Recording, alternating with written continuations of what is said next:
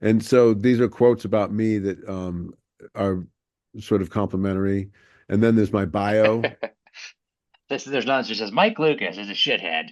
Mike Lucas, don't hire him. He sucks. Uh, You advise as a business person, you said don't put that on your I would UPT. advise not to put those on there. Greetings, everyone. Come on in and have a seat up front for the Funny Muscle Podcast. If you're here, then you're looking to learn how to create laughs like a pro. So please help me welcome to the stage your co-host to help you do that, economics professor and open micer Chris Stifler and comedian turned author Mike Lucas. There he is. Mike Lucas, what's up, buddy? Did you have any idea when you started your comedy career, like there was a whole aspect of a lot more aspect than just writing jokes and being funny on stage? No, that I had to slowly learn that. And because I went to business school, I was much quicker on the draw when it came to finding a business model to run when I was trying to get work, trying to pay bills, trying to expand my brand. What's your like low hanging fruit? Like, what do you tell? Say you have the 5 minutes to tell new comics about the business of what you learned. Kind of, what's your like elevator speech? Well, the first one I really feel is you need to understand that you're a five tool player. When you're a comedian, you're not a single tool. It's not I'm funny or not, I'm not funny. That's not the indicator of whether or not you're going to succeed in the business of comedy. What's going to tell you whether or not you'll succeed is whether you're strong in the five tools of stand-up comedy. The first two tools are about being funny. The first two tools are you have to, and by tools of comedy, I mean a baseball player is judged by the five tools when he's or she is being looked at by a scout. And the tools are hitting, fielding, throwing, well, hitting for power, hitting for average, and then speed. And so those five tools, if you excel in those five tools, you're considered a five-tool player. So you're much more valuable to a team. And it's very rare to have someone who's strong in all five tools. Typically, you're strong in three or four of those tools, and then you're still considered a pro. But as a comic, there's five tools that you need to focus on if you want to be good at the business of comedy. The first two are about being funny, which is the first tool is you have to be a good writer. You have to be able to write jokes that reflect your comedy lens. And the second tool is you have to be able to deliver those jokes. You have to have them memorized, and you have to have them recitable in a way that sounds like you're doing them for the very first time ever.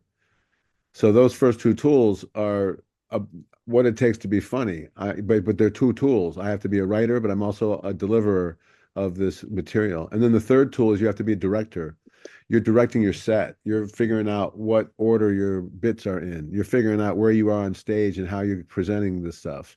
You're figuring out thematically what you're trying to talk about. So all those things are a big picture view of what you're trying to be funny about. So that there's a whole tool that you have to master in order to deliver a solid headlining performance. And then the fourth tool is travel. A comedian has, you can't do comedy in your living room. So you have to get from A to B. First, it's just local stuff, and then eventually you have to travel outside of town. And so you have to figure out how to get from A to B uh, efficiently, conveniently, uh, uh, cheaply, and with as much luxury as possible as that upgrades can provide. And if you don't master this tool, you risk burning out. Road Hmm. burnout is real serious, and if you don't travel well, it's a real quick way to burn out as a comedian. And the fifth tool, you have to be a business person. You have to be able to book your gigs. You have to be able to gain a following. You have to be able to have a brand and a EPK, an electronic press kit, and a website. And you have to figure out how to attract an email list of people who are your fans so that when you are going to perform, or if you have something that you're releasing, like a special or a CD, you can tell this group of people who are already into what you're doing. So that business person, that fifth tool is really important. And until you have a manager or an agent, that's up to you. that's going to be on you to do that fifth tool. So that's the first thing I would tell somebody who's trying to get into the business of comedy, which is there are 5 tools that you have to begin to master. And this book this lead magnet that I'm talking about, The Business of Comedy, 21 things every comedian should know about the business of comedy. It is my lead magnet. It's going to be something I give away for free that people can exchange for their email address. And it's going to cover the fifth tool, some of the things that are concerned with being a business person in the business of comedy. It's not a complete, I don't think it's possible to do a complete book on how to make your career launch, but it's a lot of things that can help you begin that process. 21 things that will set you in the right direction. What do you think? If you would pull a bunch of comedians right now in their 20s doing open mics, what are the 5 tools? I would think you'd hear be funny, have an Instagram following would be like Yeah. tool 1, 2, 3, 4, and 5. So what do you what I guess Well, that's the thing is you don't understand what it takes to be a business person in the world of comedy. If you don't understand those 5 tools, then in social media is part of that. Social media is part of the fifth tool. It's one of the tools. So they're not wrong. But they're focusing on 2 tools. Being funny. Well, what does being funny mean? That means that you're writing and you're delivering. So that's right there. What they said that just did was they focused on 3 tools. So now they've got to begin to say, okay, well now there's 2 tools that I haven't considered that I need to begin to start leveraging some of my focus on, which is traveling and how to get from A to B, and also how to direct myself into using a comedy lens that helps me to be more original and relatable, and then also a more thematic approach to my act so that I can more memorable. But what is what's the equivalent today in 2025 compared to like having your resume or a headshot or like I guess You take you have it EPK, your electronic press kit. which is what now? In what terms? Actually, An YouTube electronic videos? press kit is it's one of 2 things that I can think of. I'm sure it's one of many things that I can't think of, but the ones I know of is either a PDF or a page in your website that is dedicated to you got your headshot on it, and sort of like for me it's Mike Lucas, A Fun Bunch of Guys. Here, I'll show you mine while we're talking. So Mike Lucas, A Fun Bunch of Guys, on the top with my picture as seen on NBC, Comedy Central, A&E. And then on the right is that's because this is part of my website, and it advertises the podcast episodes on the right. So that's what you're seeing over there. But my EPK has quotes. Is Mike Lucas funny? Yes, I can vouch for that. From Kelly Leonard, Second City. Mike Lucas is a brilliant, hyper-observant comic. Rich Tellerico, a writer and producer. And so these are quotes about me that are sort of complimentary. And then there's my bio. There's none that just says Mike Lucas is a shithead. Mike Lucas, don't hire him. He sucks. You advise as a business person. You said don't put that on your. I would advise not to put those on there. I would advise though to collect those because those are valuable. Those are good to know. Those are, but don't show your spouse those. And then I've got my bio, which talks about who I am and what my credits are. And then I've got a bunch of video. Oh, you do a video, okay? Where it shows my my most recent acts, my stuff on the Tonight Show and the Conan, and then some of my video stuff that I've done. And then it's got some pictures of me in action, and then some pictures of me, just my headshots. And then for more information or to book Mike, email me at mike@funnymuscle.com. So this is everything in one landing page, one easy accessible, Yeah. findable. But So that's if I because want you to have a get work, website. if I want to get anybody to, this is the other thing that I would advise to people, is have an EPK or a website, or both is really ideally. And what I have as a page on my website is my EPK, but you could also have a random PDF that has links in it. Can you like what's the equivalent of that EPK but having it on your Instagram? Is there a way to do that, or is it Instagram so much more fluid than a website? Stuff passes by and if it's not clicked on suddenly, it feels like it's lost to the time. Yeah, I don't know about doing things on Instagram. That's beyond my What's capabilities. what's the website cost though to host a Well, year? with a website, you've got to basically buy your domain name from a place like GoDaddy, Right. and that costs a certain amount of money. Like maybe like I don't know, $20 for the year, $30 for the Oh, year. that's it? It's That's not not that bad. expensive. And then what you got to do is you got to get a hosting site, a place where it'll hold your website, like HostGator. And then that costs you so much money a year, whether it's maybe $120, something like that. Okay, so you're up at 150 a year. Something like that, yeah. Okay, And but then you then also have that and then nice you've landing got page. to get WordPress, which is free, and then you edit your website and you build it, or you have to pay someone to build it for you. And then that is what you show people, and that you direct that website is directed towards that domain name that you have. So that would be the next thing I would tell somebody to get done. If you want to get any kind of work, you want to be all legitimate, you should have a website and an EPK as part of that. Let me ask from my microeconomics professor's perspective is like I see this world as like no one if there's asymmetric information, they don't know if you're funny and good on stage or not. And so you have to basically signal or have some sort of Yeah, external value validation that when someone you're approaching, hey, put me on your show, and I don't know if you're funny or not. And so it looks like your EPK, you have validation from a bunch of famous comics quotes. You actually have video of you being funny on stage and right. handling yourself. Then you also have books on your website, and a full website almost validates you in itself. Yeah, exactly. And the books aren't going to validate them as me being on stage funny, but it's going to validate me as a comedian, as an author, and as a A coach, writer.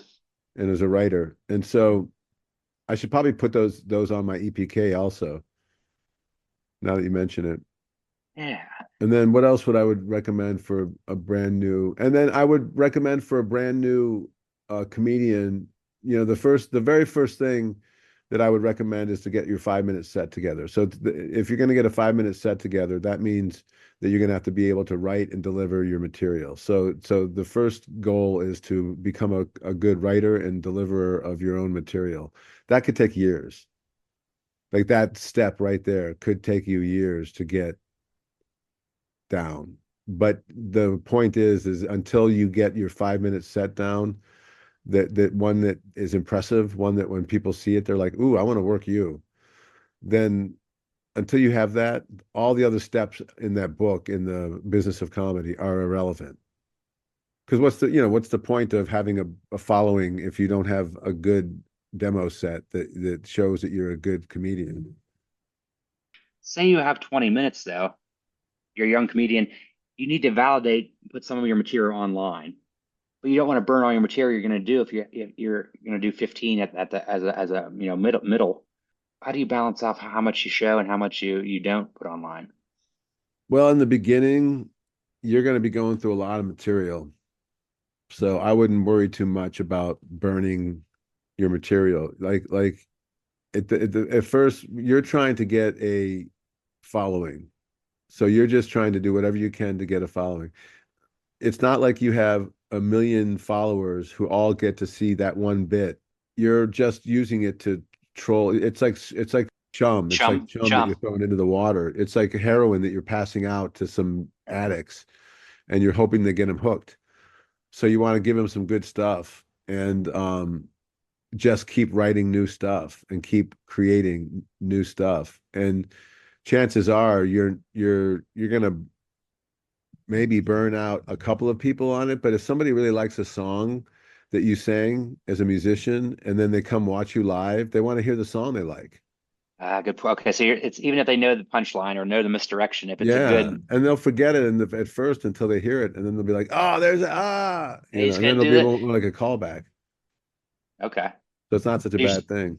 So if I re-articulate what you're saying, what I'm hearing is err on the side of putting some better material. Don't feel like you have to hold your best in your pocket when you're trying to generate a following. Throw your best out there. That's what I think. And as you get more mature as a performer, you might want to have a different philosophy. You might want to be storing some of your better stuff, and you might not want to share all your best stuff because you have so much stuff that you're sharing, and you want to save some for the special. You don't want to burn it. You know, you want it, it's part of your special. So that's different. But when you're first starting out, you know, my thing is you're trying to get a following. You're trying to get anybody that you can to go, I really like this comedian. I want to hear more about them. They're young and they're new. So I want to watch their development. And that's, you're trying to get those people. And those people are going to want to watch everything you have. What does it signal though, if say on your EPK, you only have crowd work videos? Well, it signals that you're not a good writer yet. So it signals that I don't want to maybe have you work my club yet because you're going to work the crowd as an opener, and then my middle and headliner are going to have that Fight part that. of the show burned. So it's not, you're saying it's not a good thing then? No, I don't think it's a good thing. I think crowd work is what you do when you're trying to stretch. Crowd work is what you do is when you run out of things to say. Crowd work is what you do at best. Crowd work is what you do to launch into a bit you already have. Yeah, And so you're good at that. Like you work that bald guy in the room, but you know you have that launches you into you have a whole right, like 5 minute set off the bald thing if it doesn't work. exactly. Or And I have a whole thing about a couple. So if I will talk about a couple, I can begin to incorporate all my things about being within a couple. Same thing, but you're locked and loaded. You see a lot of locked and people loaded. do crowd work with an empty gun, hoping that you find a bullet with that crowd Right. work. Yeah, that's a big difference. Yeah, and when you do it the locked and loaded way, you can do it with confidence because if nothing comes out of it, if they're a dud, you've already got stuff loaded in that you're gonna do, and you can direct it to them to make them seem more exciting than they are. Yeah, that reminds me of like what Brad Tassel said about like when someone does cruise ships and they don't have a full 90 Yeah. minutes. He said they sweat. You can really see them sweat upstage because you can tell that they don't have enough. But then that has to detract from all your material because then almost the audience can sense your Oh yeah. anxiety. Yeah, and they don't know why you're feeling that way. They don't get what it is that, because I think the magic when you're a good comedian, it feels like you can just talk forever and it'll be funny. Nobody thinks that you have 80 minutes of material and then you're out of things to say. Like no one thinks Good, of it that way. good You point. just think, oh, like Endless reel of an funniness. endless reel of funny. And so it's daunting cruise ships sometimes because you're looking to do 3 half-hour shows that are completely different from each other. And if somebody that's where if you repeat, sometimes people get bored. They're just like, oh, I've already seen this. And they get up and leave. Okay, so that's some of the actual craft of making jokes and stuff. But I want to get some of the business even deeper in the business side as my microeconomic brain. Yeah. Like how do people get paid as a comedian? Like do you do a door deal where you get $1 every ticket, or do you do a flat rate $400 for the headliner of the week, or you do I want 20% of beer revenue? All of How do they that. do it? Everyone does a different deal. If you're a beginning comedian, typically you're just going per week. So if I'm going to be your opener, I agree to do I'm going to make 450 for the week, something like that. I'm going to make 350 for the week. If I'm your middle act, we agree on $700 for I'm going to do however many shows are on the thing. And When you say you're the booker, you're the you're the booker comedy. Yeah. and the comedian. And so when you're first starting out, there's not a lot of wiggle room. You're as an opener, an MC and opener, you're basically signing on to do whatever they say it is. And it's very rare that you can counter as an opener and go, well, you know what? I think it'd be better if I made 600. You know, they're like, no, this is in our budget. And then as you get to be a middle act and a headliner, you can begin to bargain. And as a headliner, you begin to have a manager that does the bargaining for you. But it's usually for like they calculate it per set. So a club knows how many sets they expect out of their comedians per week. So a club knows that I'm doing 9 sets. I do 9 shows during the week. So I'm gonna pay you $50 a set. So that's 450 to open my show. And Okay. that's part of their budget. So that's the thing about these deals is every budget's different. So it depends on how many shows they have, how many nights you're doing. It depends on what amenities are attached to it. Because you could bargain in flight, you could bargain in hotel. Typically, they're going to give you a place to stay if you're a middle act or a headliner if from out of Let's town. Can I ask you a slightly different question? I'm not just the comedy club scene now. Say it seems like there's much more comedy done in breweries, like in Denver, where like they're not really comedy clubs there. Yeah. What's the model there? How do you readjust? Or Well, there you're doing one-nighters. So then what you're yeah, doing is you're talking to a booker, the guy who's running or the girl who's running the show. And then that's where it helps to have a 5-minute set. That's where it helps to have an EPK. And you reach out to them. You find out from other comedians, well, who books that one-nighter at the Chuckle brewery Brewery? or whatever. Yeah. And then you go, oh, that's Bill. That's Bill Johnson does that. So you go, okay, well, hey, Bill Johnson, my name's Mike Lucas. I'm a local comedian here. I really want to do your Chuckle Festival. Here's my EPK. Here's a link to it. I'd be happy to come out and do a guest spot for you just so you can see what I can do for you. And then you try to But arrange that guest spot. what model do you go at that point? Go for the give me a 10% of revenue after at No, or for give that me you would just this is what we pay for sets. Typically they'll say at our brewery we give you a cut of the door. All the comedians we split the door between the comedians. So whoever's on the stage, there's 5 comedians, then we split it by 5 ways. okay, and this is assuming there's tickets, right? That's assuming there's tickets. And then or they might do it like I have a budget. The bar pays me $500 to run the show, and I have to book 3 comedians. So I can pay you. I pay the headliner $200. I pay the middle act $100, and I pay the opener $50, and I keep $50 for running it. And then that's the budget. So there's no wiggle room. Okay. The So bar like, everyone's different. Yeah. that even just understanding like that there is way different models than just thinking you're just going to get $3 a minute for whatever you do. Or is there a rule of thumb like in different areas? Like is there a good rule of thumb? I don't know what the going rate in different areas is right now. It hasn't changed as much as I thought it would from me being out of the business and going back into the business. But I can't really tell you what a middle act makes right now, what a headliner makes right now. And nobody really can because everyone makes a different amount. Do they give you checks or cash or do they give you a W-2 or All W-9 of or it. whatever? Yeah, they do all of it. The big clubs do all of that.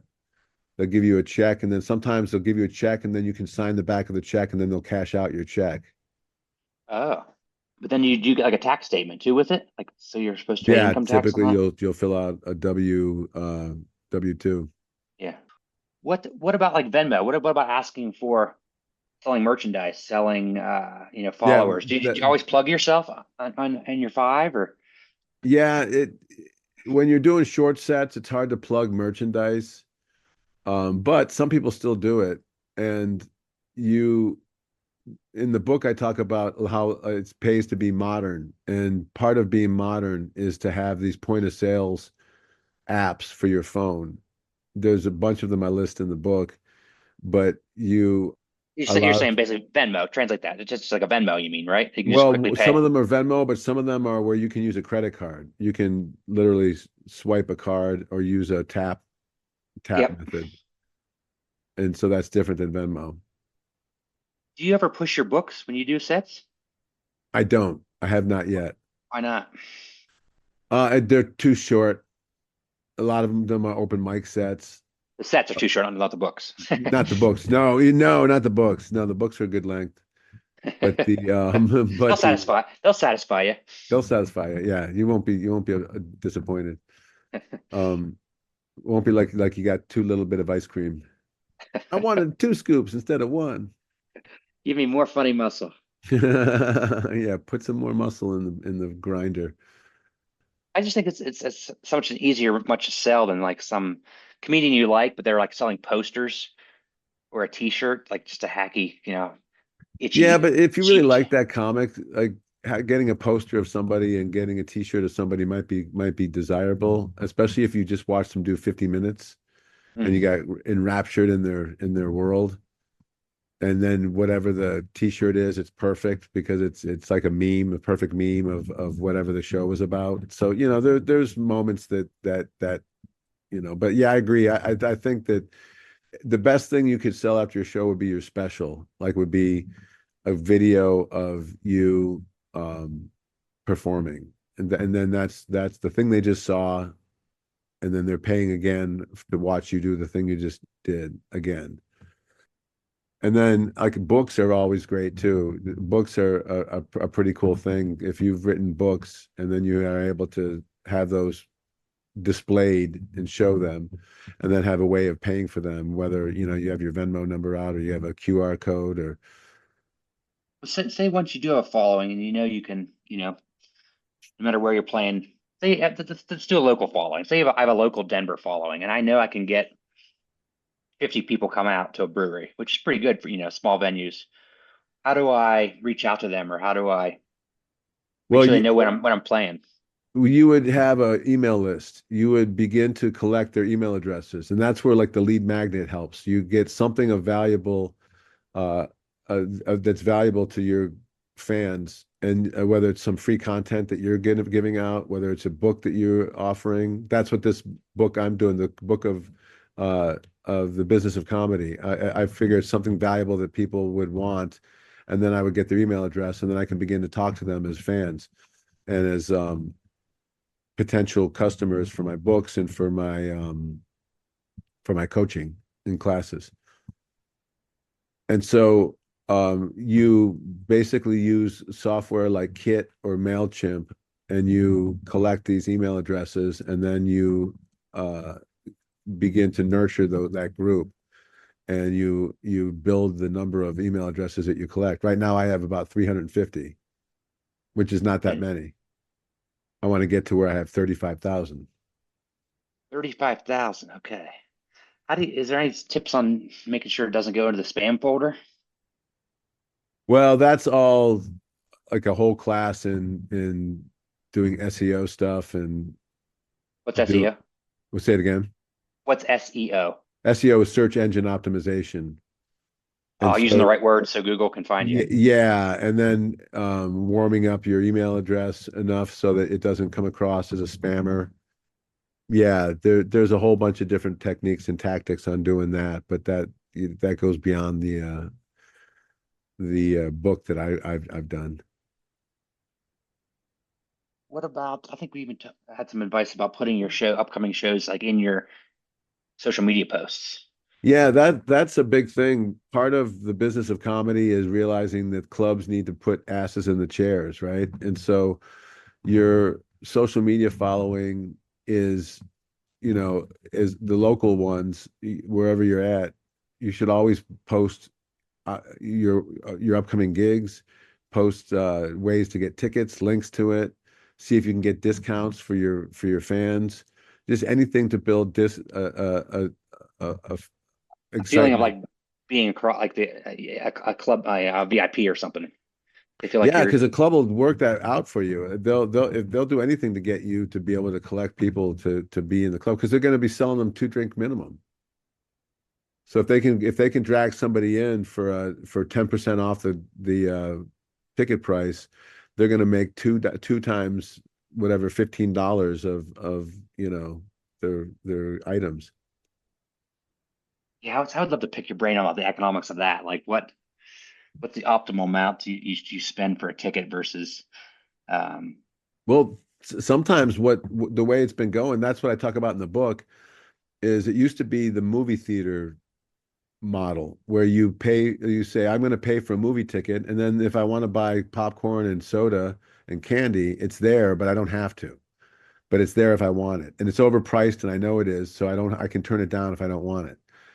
And then that's the way they used to do comedy. They would pay for a comedy ticket, and then there'd be drinks and snacks there if you want them, but you don't have to get them. And then what they realized is if we force you to buy items, then you will spend money, and we can get you free tickets. We can offer, especially during the week, we can offer you free tickets to come see the show, but then we can insist that you yeah, buy 2 items.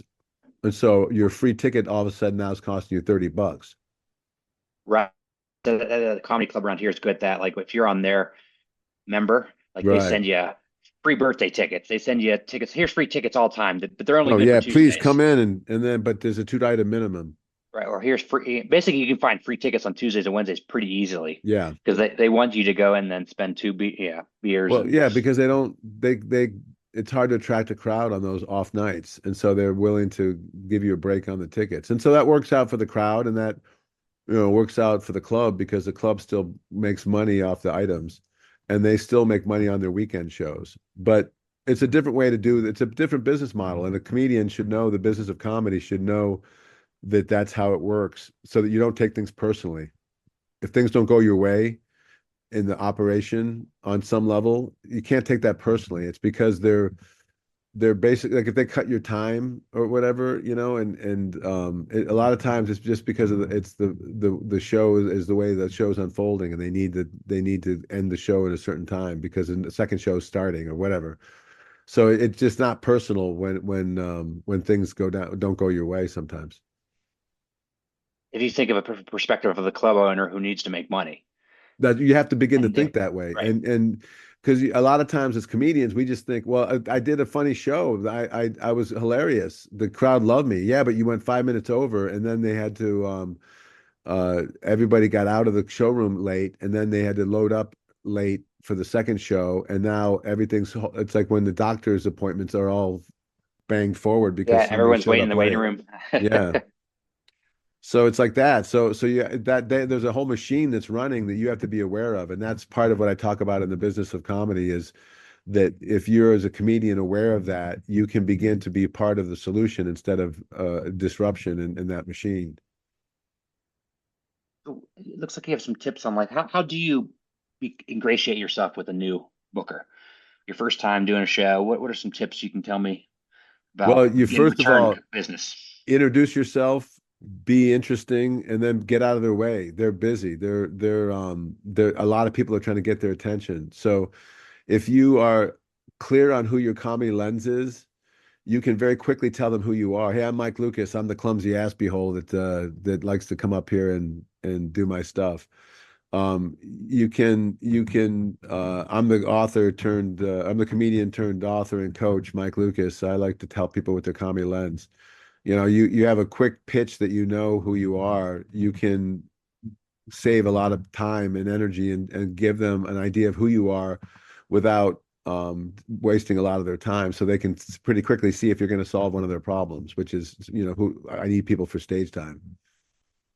And then I would also always send a thank you note. If you Ah, could do electronic thank you notes, that's easy. On your social media, hey, I had a great time at blah blah club. Thanks to Booker DDD for making that happen. And then you tag them, and then boom, now all of a sudden they've got some social media clout just from you throwing them a shout out. what's a good way of not getting rebooked?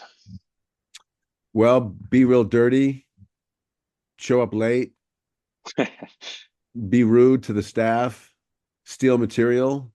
Yeah, be rude to the crowd, insult them, insult the club.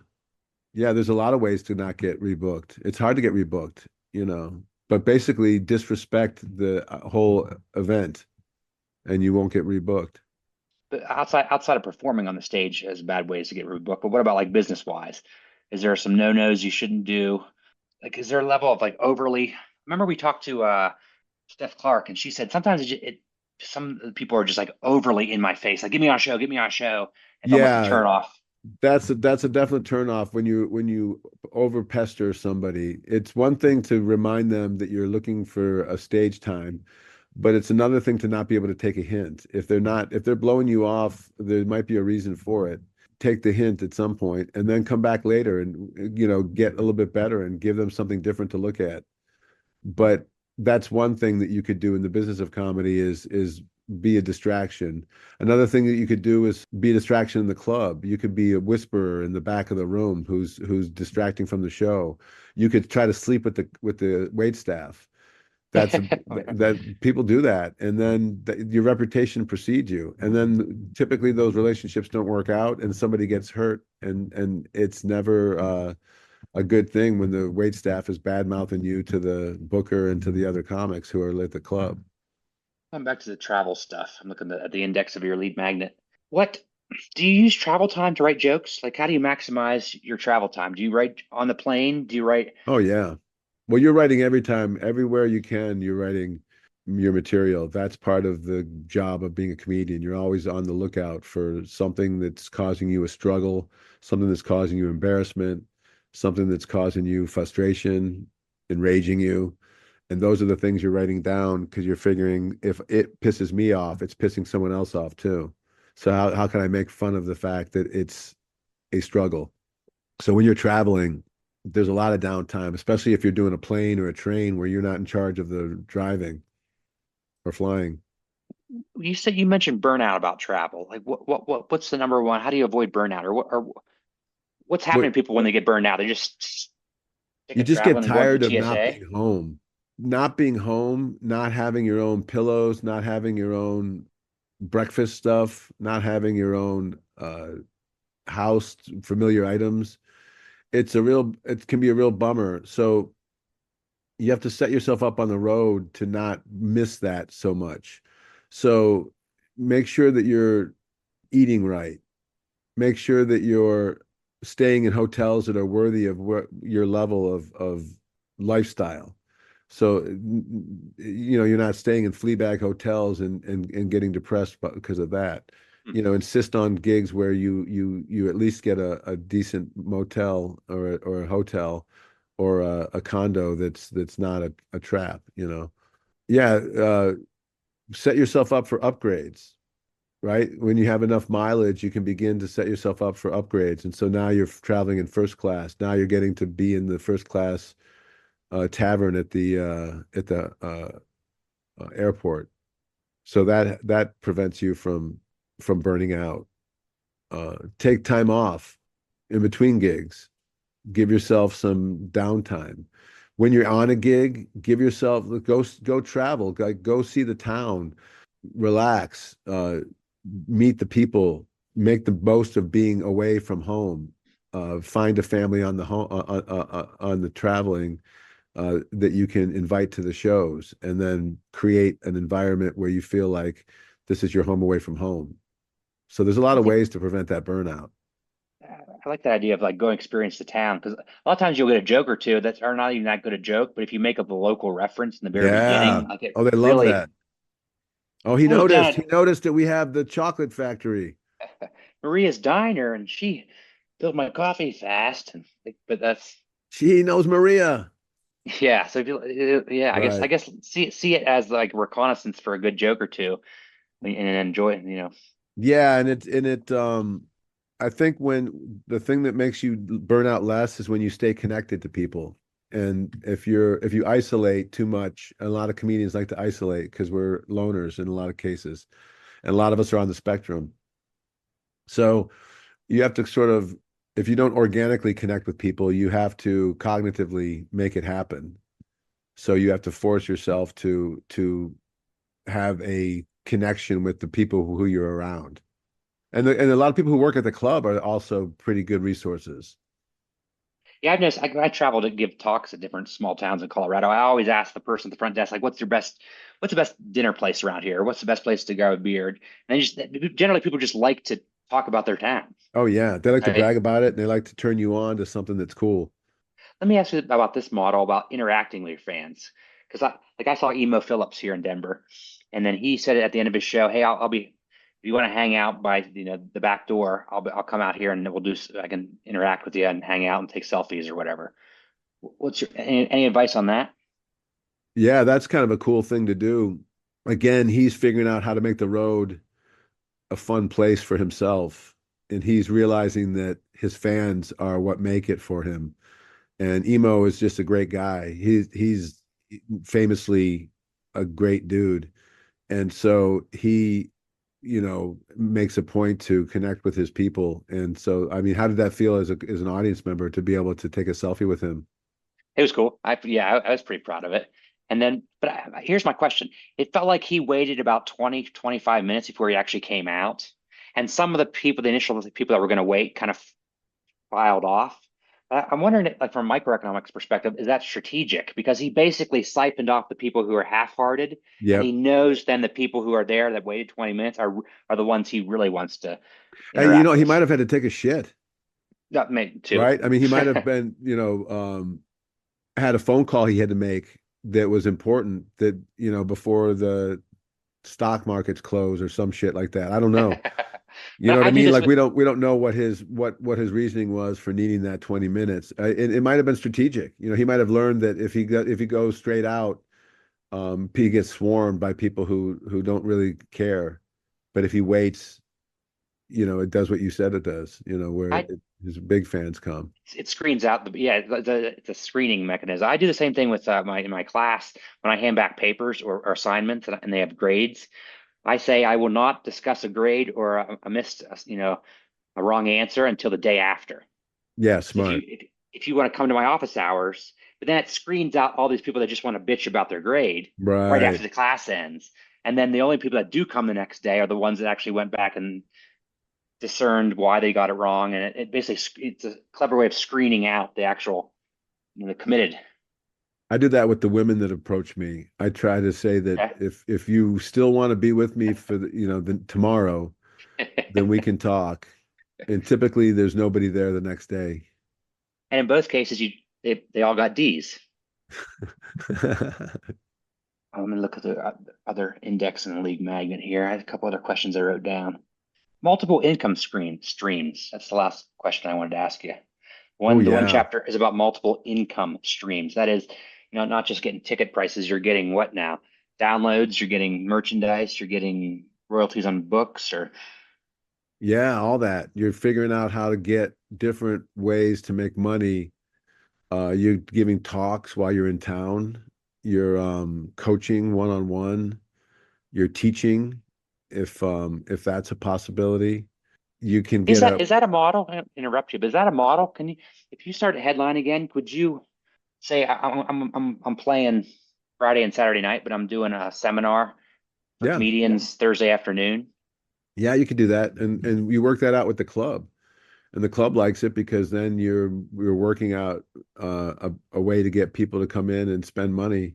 Do that you pay them, or do you just is that like negotiation? You get throw me That's an empty room. negotiation. Yeah, you figure out how to utilize because you would have to pay probably some worker to be there on the bar. Good point. You'd have to, but they're making whatever they're making $15 an hour, so you pay them $30, and then if you're making $500 by having people there, it's worth it. But have you considered like the other, like the book talk? This is you personally, Mike. The book talk kind of like venue, like the uh, Yeah, for you sure. know, talk the local library. And so come book signing, Mike Lucas is at the local library on Wednesday night. But what I realize is that people really like the comedy lens. They want to figure out what their comedy lens is. That's the fun game that they like to play is how do I figure out who I am? So that's my thing. I'm Mike Lucas, comedian turned author and comedy coach who specializes in helping you find your comedy lens. Oh, okay. It's an extra tag than I haven't heard for a while. Yeah. Kind of honed that recently, just doing a lot more Yeah, the just to teaching. figure out what I do for people. I mean, I do a lot of stuff for people, but that's the main thing that I can offer you. And so therefore you can begin to see who you are as a humorist. It also sounds like the advice you always give me on my stuff is promote the benefits, not the features. Right. The And listener give can you see what something. they get from. Yeah, yeah, yeah. It's like Yeah. title of a book. It says you can lose 12 pounds by eating ice cream. So Right. yeah, So it's giving them the benefit, not the feature of how I can do that. it's subtle, but it's makes a big difference.